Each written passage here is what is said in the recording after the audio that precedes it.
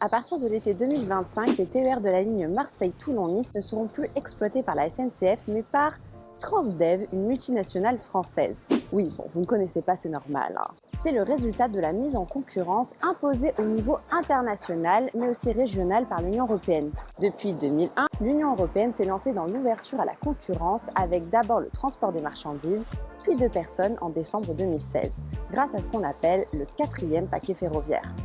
Une obligation pour toute l'Union européenne dès 2023. Mais pourquoi? Si on revient au fondement de l'Union européenne, en fait, c'est une union qui a pour principe la concurrence libre et non faussée. On est dans une logique financière et donc c'est quelque chose de dramatique. Pour autant, ce ne sont pas les arguments mis en avant par la région ou l'UE. La région a lancé cet appel d'offres par, on peut dire, souci de rapidement être à l'ouvrage pour faire bénéficier l'usager de ce que pouvait apporter l'ouverture à la concurrence des trains régionaux. De quels avantages parle-t-on?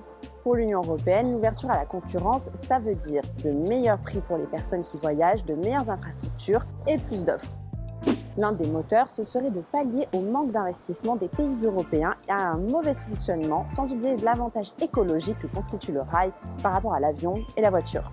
Pour autant, Leïla Chaibi ne voit pas que des avantages. On a deux contre-exemples. Donc on a l'exemple du Royaume-Uni où il y a eu une privatisation à marche forcée. Et là, ils sont en train de faire l'inverse. Ils sont en train de renationaliser parce que c'était des pannes régulières, des accidents.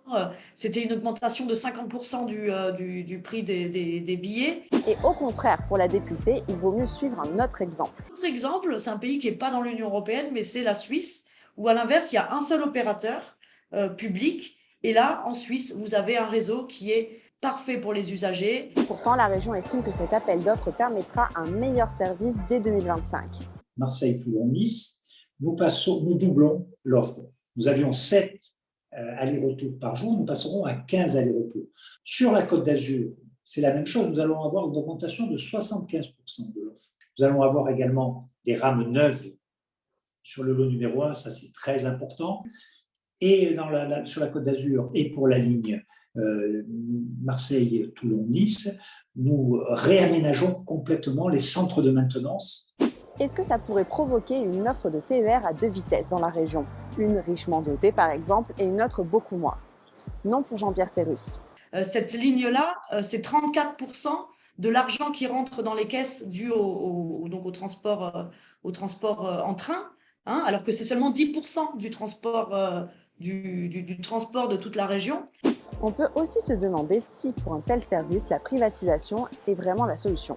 La privatisation, c'est si la région n'était plus l'autorité organisatrice. Aujourd'hui, avec l'ouverture à la concurrence, l'autorité organisatrice est toujours la région, mais nous avons le choix entre plusieurs opérateurs. Nous avons effectivement lancé une consultation. Le processus a été long, il a commencé dès 2016-2017. Mais pour Leïla Chaibi, il est temps de changer de logiciel. Et qu'il fallait donc, on repense l'Union européenne en mettant au cœur non pas le marché, mais le bien-être social, la notion de service public. J'ai l'impression quand même que, donc encore une fois, les dogmes sont en train de changer là-dessus. Et que ces derniers mois, donc ici au Parlement européen, on est en train de remettre en question ces dogmes-là. Alors, que pensez-vous de l'ouverture à la concurrence? Comment imaginez-vous la ligne Marseille-Toulon-Nice en 2025?